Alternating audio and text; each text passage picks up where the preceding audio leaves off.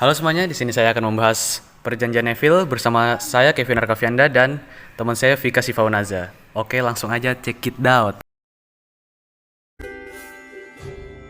Yang akan kita bahas pertama yaitu latar belakang.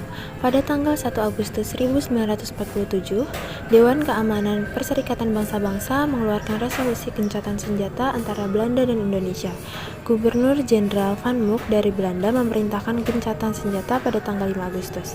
Pada 25 Agustus, Dewan Keamanan mengeluarkan resolusi yang diusulkan Amerika Serikat bahwa Dewan Keamanan akan menyelesaikan konflik Indonesia-Belanda secara damai dengan membentuk Komisi 3 negara yang terdiri dari Belgia yang dipilih oleh Belanda, Australia yang dipilih oleh Indonesia, dan Amerika Serikat yang disetujui oleh kedua belah pihak.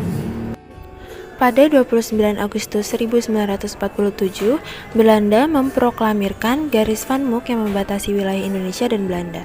Republik Indonesia menjadi tinggal sepertiga Pulau Jawa dan kebanyakan pulau di Sumatera, tetapi Indonesia tidak mendapat wilayah utama penghasil makan. Blokade oleh Belanda juga mencegah masuknya persenjataan, makanan, dan pakaian menuju ke wilayah Indonesia. Yang kedua ada jalannya perundingan. Menjelang perjanjian, Belanda semakin bertambah pintar dalam pelaksanaan VPCL yang modern untuk membinasakan pasukan gerilya. Penyerbuan mereka semakin merupakan penyergapan yang dilakukan oleh beberapa kolonis sekaligus dari berbagai arah yang tak terduga.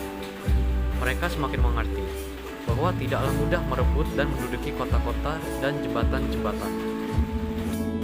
Tujuan anti gerilya bukanlah merebut kota-kota, melainkan untuk memburu dan menangkap pasukan-pasukan gerilya untuk dihancurkan. Kedua belah pihak kini berpacu meningkatkan taktiknya.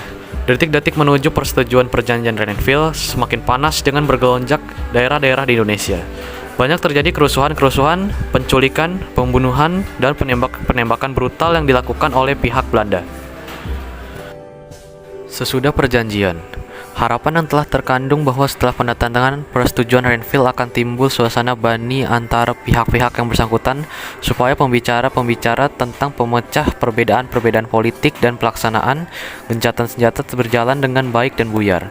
Namun setelah konferensi Jawa Barat yang menghasilkan pembentukan negara Pasundan pada tanggal 27 Februari 1948 dan pemilihan R.A.A. Wirunatakusuma sebagai wali negara pada tanggal 6 Maret 1948, serta pembentukan negara Madura di bawah Jariningrat pada tanggal 1948 menjadi penyebab suatu protes Republik dalam Dewan Keamanan. Republik mempermasalahkan pemerintah Belanda melanggar asas-asas Renville. Karena kejadian ini, hubungan-hubungan baik terganggu dan kedua belah pihak tidak menemukan ilham untuk menemui kembali mencari jalan pemecah persoalan Indonesia.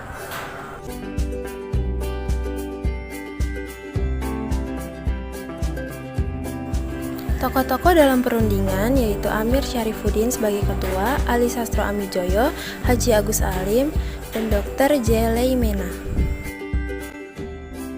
Isi perundingan. Setelah disepakati pada 17 Januari 1948, Perjanjian Renville memuat beberapa persetujuan, yaitu yang pertama, Belanda hanya mengakui Jawa Tengah, Yogyakarta, dan Sumatera sebagai bagian wilayah Republik Indonesia. Yang kedua, disetujuinya sebuah garis demarkasi yang memisahkan wilayah Indonesia dan daerah pendudukan Belanda. Yang ketiga, TNI harus ditarik mundur dari daerah-daerah kantongnya di wilayah pendudukan di Jawa Barat dan Jawa Timur. Setelah isi perundingan ada dampak positifnya. 1. Republik Indonesia telah diakui sebagai negara berdaulat dan mempunyai kedudukan yang sama dengan Belanda. Kedua, adanya penarikan TNI yang menjadikan banyak tentara dapat selamat dan terbebas dari pihak Belanda. Dampak negatif. Wilayah Indonesia menjadi semakin sempit sedangkan Belanda menguasai wilayah-wilayah hasil pangan dan sumber daya alam.